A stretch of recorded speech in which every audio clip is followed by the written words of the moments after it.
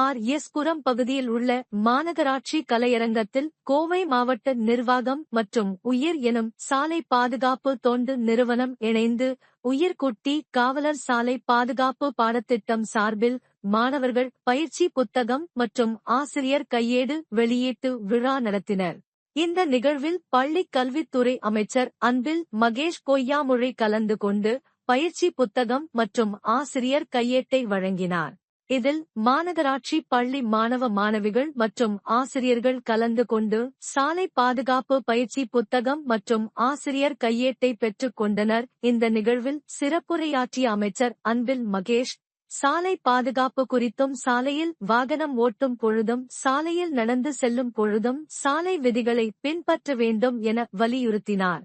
மேலும் சாலை விதிகள் குறித்து பள்ளி பருவத்திலேயே விழிப்புணர்வு தர வேண்டும் என்ற விதத்தில் இதனை கொண்டு வந்திருப்பதாகவும், ஆசிரியர்கள் நினைத்தால் இதனை வெற்றிகரமான திட்டமாக கொண்டு செல்ல முடியும் என தெரிவித்தார்.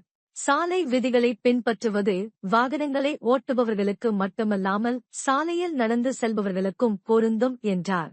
வெளியூர் செல்லும் பொழுது எப்படி பொது போக்குவரத்தை பயன்படுத்துகிறோமோ அதுபோன்று நம் ஊரிலும் பொது போக்குவரத்தை பயன்படுத்த வேண்டும் என கேட்டுக்கொண்டார்.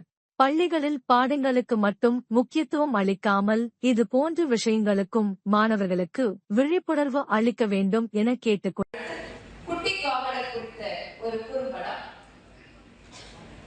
ஒரு நாட்டின் எதிர்காலம் அதன் குழந்தைகளின் விழிப்புணர்வில் இருக்கிறது.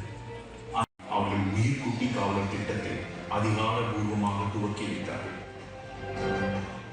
இந்த திட்டம் ஒரு குழந்தையின் வாழ்க்கையில் விழிப்புணர்வை விதைக்கும் முயற்சி. மாணவர்கள் புத்தகத்தை கடந்து வாழ்க்கையை படிக்கத் தொடங்கினர். கற்றல் விளையாட்டாகி விளையாட்டு வாழ்க்கை பாடமாகியது.